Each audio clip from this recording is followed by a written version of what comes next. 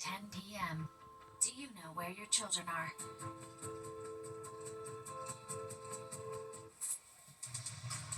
Right now on the 10 o'clock news. Tragedy in the skies above New Jersey. What we know tonight about the fatal collision involving two helicopters. And mad dash to get back home. How Mother Nature could impact the busy holiday travel. Good evening, I'm Arthur Chan. And I'm Bianca Peters. Thanks for joining us. Before we get to the latest on the roads, rails, and airports, let's get an update on the weather. That's right, Audrey Puente joins us now. She's been tracking this whole weekend long. How's it looking for us right now? Well, we're dealing with some freezing rain across parts of the tri-state area this evening. Most of it has been happening north of the city across the Hudson Valley here. Now, tomorrow, everyone's going to experience some strong blustery winds across the region, and it's going to turn very cold as we go into our New Year's holiday. Good news of the week, it'll have a nice dry stretch of weather as we go into the second half of the week here. So winter weather advisory continues for the county shaded in purple here until 4 a.m. They've now taken out Long Island as well as New York City and the coastal sections of Connecticut too, because we're not seeing much in the way of freezing rain here, but interior sections are, and that's why we still have the advisory still in effect here. So here we are tracking it on the radar, the pink shaded tones indicating where we're seeing a lot of that freezing rain right now. It's mostly again across the Hudson Valley into interior Connecticut. Long Island's got clipped just a little bit for some freezing rain earlier, but now it's changed over to rain. We're seeing mainly dry weather across New Jersey, but we're still leaving the chance for some showers as we go through the evening here. It's icy anywhere near 84 and up the thruway, so be careful if you be driving in this part of the area overnight tonight. And everything's kind of moving from west to east here, really moving over towards New England, and we're on the southern fringe of a lot of the icing conditions that are happening to our north here. Definitely cold enough for freezing rain up towards Albany, into Hartford, 37 right now in Central Park, a little bit milder to our south.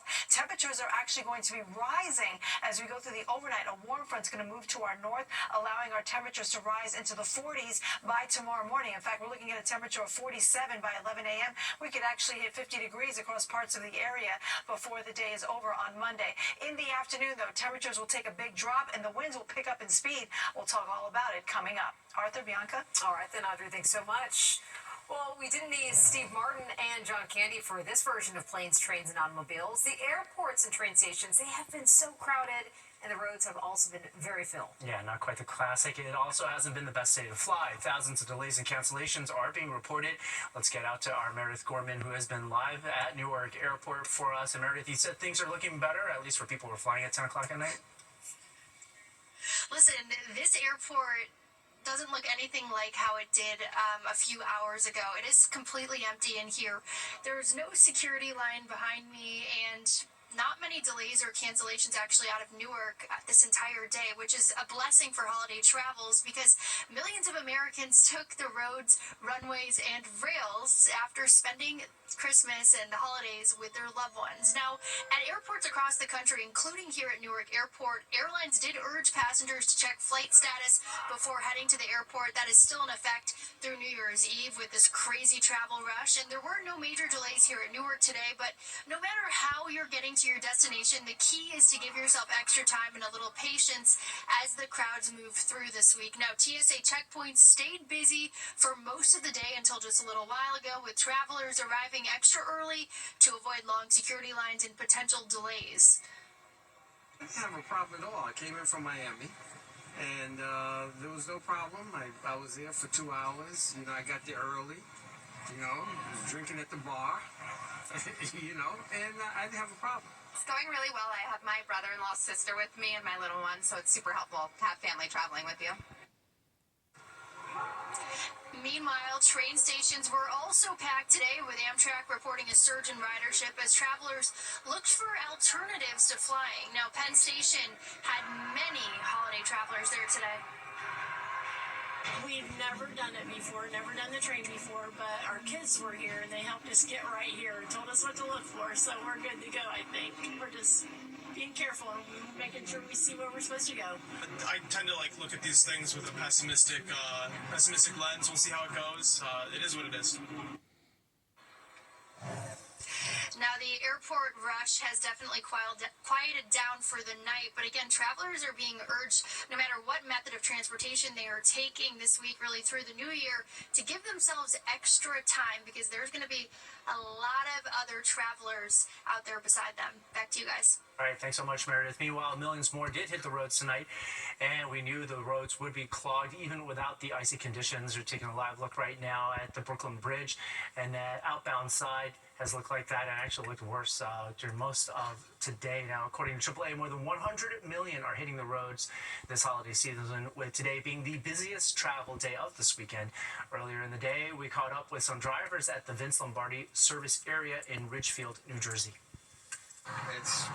We had a bit of a delay, but that's kind of expected coming across the GW. But it seems like things are opening up, and we're expecting an easy ride home. I don't want to jinx it, but it's been okay. Well, that last lady is a super trooper there. She takes her road trip seriously. She's got constituents on board that include her husband, her dogs, and 2 guinea pigs. The guinea pigs, so cute. All right, meanwhile, New Jersey health officials warning about possible measles exposures at Newark International Airport. The state's health department says a non-Jersey resident traveled through the airport on December 19th. Anyone who visited terminals B and C from 7 a.m. to 7 p.m. on that day may have been exposed. Symptoms that include a high fever, cough, runny nose, and rash could develop as late as January 2nd. So if you think you have been exposed, the department says you should call your local health department or provider before going in. It is also urging everyone to be up to date with their measles, mumps, and rubella shots. And you can stay on top of everything that's going on in your community and beyond. It includes all of our top stories by downloading the free Fox Local app. All right, developing news right now. Questions tonight after 2 helicopters collide, leaving 1 person dead. There are a lot of key questions unanswered tonight. Fox 5's Kendall Green has more from a witness who says he saw the 2 pilots just before the deadly crash. He joins us now from the newsroom with the latest. Good evening, Kendall. Hey, good evening, Bianca and Arthur. The witness confirms the 2 helicopter pilots involved in that mid-air collision were friends, and one of those pilots died, and the other was critically injured in that crash, reported just before 11:30 this morning. Now, dramatic video shows one of the choppers plummeting out of the sky just moments after the collision. You can see it dangerously spiraling out of control just before hitting the ground in Hamilton, New Jersey, just 35 miles south of Philadelphia. We're told the crash took place within about a mile from where both pilots took off. Now, authorities there in New Jersey, they confirmed one of the helicopters burst into flames following the collision. You can see rescue crews and first responders fighting those flames there on scene, and police say one went down into a nearby field, the other into a tree line. They add, as tragic as that crash was, the secluded area where they hit the ground could have spared more lives. Would have been a lot more loss of life if, again, in looking around the area of that 1 mile radius, there's a lot of nursing homes, there's commercial buildings, there's a lot of things that could have really made it worse. Now, since that crash, we've learned both pilots were the only occupants aboard each aircraft. Though neither of the pilots have been publicly identified, one witness shared he was familiar with both of them, describing them as frequent flyers there. He says he couldn't believe his eyes watching both copter pilots plunge from the sky minutes after leaving his cafe. Saw them take off, and then we watched them for a while, and one was a little bit further than the other guy, but I said, they always fly together. And, we turned around, we were talking, and then we looked up, and I saw the one spiraling down. I didn't see him hit into or crash into anything. It's just, I saw one go down, and then I saw the other one go down, and it was a little bit of disbelief. It's like, is that really happening? And then I put on my coat and went out there, and I saw the smoke and all, and I said, this really happened. Yeah, just awful. That witness shared the pair of pilots had just grabbed lunch together at his cafe inside the airport. Both the FAA and National Transportation Safety Board will be on scene heading that investigation. Arthur and Bianca. All right, Kendall, thanks so much. To this now, President Trump met with Ukrainian President Volodymyr Zelensky today at Mar-a-Lago. That's right. The two discussed the ongoing Russia-Ukraine war, now approaching 4 years, and as well as the revised 20-point peace plan. Zelensky says that the peace plan was 90% agreed upon, the same percentage he had cited before meeting with Trump today. Trump telling reporters he also feels the same way. And I do think we're getting a lot closer, maybe very close. First of all, I would like to thank President Trump for a great meeting at this amazing place in his home in Mar-a-Lago. And we had a really great discussions on all the topics, and we appreciate the progress that was made by American and Ukrainian teams in these recent weeks. President Trump also saying that he will also be speaking with the Russian president following his meeting with the Ukrainian president. Well, nothing beats a clean slate. To dream bigger and not accept things just because they're practical. That's a trap right there. Practicality. Throw it in the garbage. That's right. People flock to Times Square to proudly say good riddance. We're going to talk about why. And a feud brewing between Mayor-elect Mamdani and Elon Musk, their social media battle, and why the next FDNY commissioner is at the center of it. Also, Tina Cervasio has a preview of Sports Extra. Hey, Tina. Hey. Watching the 10 o'clock news. Mayor-elect Zoran Mamdani defending his choice for the next FDNY commissioner. Last week, Mamdani appointed Lilian Bonsignor as the next fire chief. A few days later, Elon Musk criticized the decision, posting onto social media that, quote, people will die because of this, and that proven experience matters when lives are at stake. Well, yesterday, Mamdani clapped back, posting, quote, experience does matter, which is why I appointed the person who spent more than 30 years at EMS, you know, the workforce that addresses at least 70% of all calls coming into FDNY. Bonsignor will be the second woman ever to lead the fire department. Now, as we get ready to turn the page on the new year, some New Yorkers are already saying goodbye to what they do not want to bring with them into 2026. Quite a few things. And Fox 5 Stephanie Bertini hits the streets for Good Riddance Day. Among those getting ready for Chapter 2026, Dominic Sama. Yeah, I absolutely love the spirit of this and just leaving behind certain things, like a new awakening. Love it. You know what? You inspired me. I'm going to do it too. Taking part in Good Riddance Day here in Times Square involves a little reflecting. So just write it down. Yeah. All right. Thank you. A little action. And a lot of honesty as we say good riddance and trash the list of what frustrated us this year. Good riddance. It means we leave the things we don't want behind in 2025.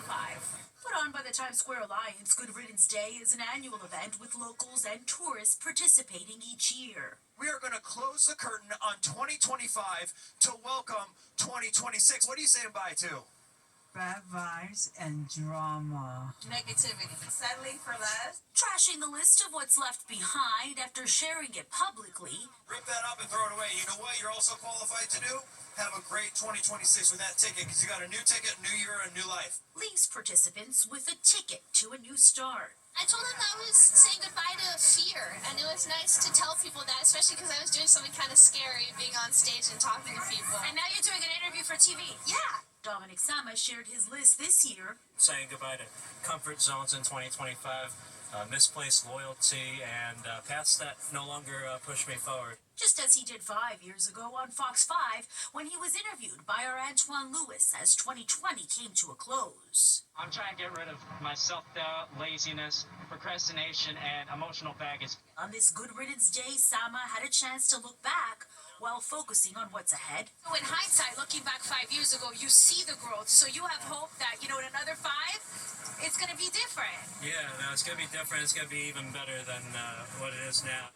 And that kind of hope makes this event meaningful to those participating and to all those watching. Some goodbyes at the crossroads of the world as we get ready to say hello to a new year in just a few days. Let's get rid of all 3 of those. Rip it up. In Times Square, Stephanie Bertini, Fox 5 News. I think some might be ready to say goodbye to cold weather, but Audrey's going to be back with the latest on the rain. And an alleged mandolin thief in New Jersey has a change of heart. The surprising confession letter explaining why he swiped the instruments.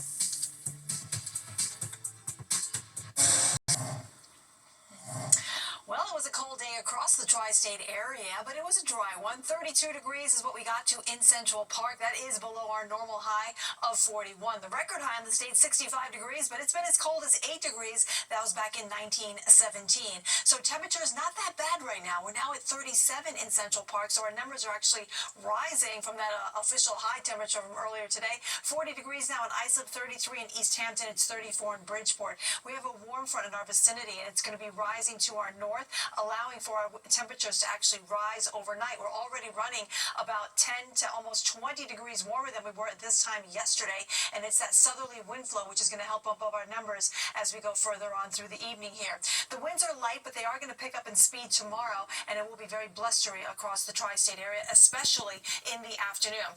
Right now we're dealing with rain showers, and some of it is in the form of freezing rain off to the north here in the Hudson Valley and into the northern tier of Connecticut too. Long Island, it's mainly rain for you. Same thing for New York City, and it looks like we'll see a change over to rain across many locations again as temperatures begin to rise during the next several hours here. But it's really icy off to the north here. That's where the numbers will probably stay closer to freezing around Albany and points eastward into New England. There's a warm front rising to our north here. Out ahead of it, it's very mild, and we also have a cold front coming in from the west. Behind the front, it's actually very cold. We have a cold Canadian air mass coming down out of Canada, and that's going to be overspreading the eastern half of the nation as we go into the next day or so. But we have this little warm wedge that's coming in from the west. That's going to help up our temperatures to near 50 degrees for tomorrow, but then that cold front pushes in by the afternoon, and the cold air rushes in behind it. Our winds will also pick up in speed. We could have wind gusts as high as 50 miles per hour, and that has prompted the National Weather Service to issue a wind advisory, and this goes into effect at 10 a.m. tomorrow,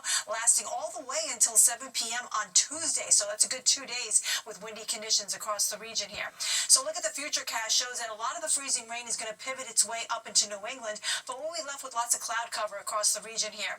Now again, tomorrow we'll start off with pretty nice temperatures. We'll have lots of clouds in place. Have your umbrella handy because there's a line of rain showers that will come through roughly between 8 and 11 a.m. right across the region from west to east. By lunchtime, though, things will start to clear out. We'll see the sun breaking through the clouds, but the winds will pick up and the temperatures will take a big drop tomorrow afternoon, too. You'll feel the difference by the end of the day. Then northwest wind flow will kind of bring in some snow showers or maybe some flurries off in the Hudson Valley as we go into Tuesday, but overall we'll generally see a mix of sun and clouds as it remains pretty cold over the next several days once we get past tomorrow morning. So we're looking for a high temperature of only 33 on Tuesday. It'll feel more like 23. It stays cold as we round out 2025 and gets even colder as we bring in the new year. The high on New Year's Day, only 30 degrees, and we could have a few snow flurries. Bianca, Arthur, over to you. Thanks so much, Audrey. Well, it's not going to all be about ringing in the new year. We are at the start of a very high-stakes week. That's right, coming up on the Look Ahead, the latest on President Trump's next key meeting, and we have some details on Mayor-elect Zohran Mamdani's inauguration. It's time now for a look ahead at some stories happening this week. Another big meeting for President Trump. He's set to meet with Israeli Prime Minister Benjamin Netanyahu tomorrow in Mar-a-Lago. The president is expected to push for progress in the stalled ceasefire agreement in Gaza. And Zohran Mamdani officially becomes the mayor of New York City on Thursday. He says his New Year's Day inauguration will be more like a block party than a ceremony. It will take place in the Canyon of Heroes. There will also be 2 swearing-in events. State Attorney General Letitia James will administer the oath of office around midnight in a private ceremony. And then in the afternoon, Vermont Senator Bernie Sanders will lead the second swearing-in on the steps of City Hall. We're going to be right back with a final look at the weather. And an alleged thief in New Jersey has a surprising change of heart. We'll tell you about it. All right, folks, we still have some freezing rain being found up in the Hudson Valley and into Connecticut. And tomorrow morning, have your umbrella handy because we'll have some showers probably by 8 to 11 a.m. And then we'll clear it out for the afternoon. Temperatures take a big drop, so that high of 50 will be early in the day. And then it turns windy and much colder as we round out the year of 2025. Bianca, Arthur, over to you. We'll enjoy that 50 while we have it. All right, social media helping a New Jersey music shop get 2 stolen mandolins back. Last week, Lark Street Music in Teaneck posted this video showing a man taking pictures of the instruments and then stuffing them into his winter coat. Well, that video went viral. And someone had a change of heart, though, because they left the mandolins and a note that read, "Sorry, I've been drunk. Merry Christmas. You are a good man," at the music store.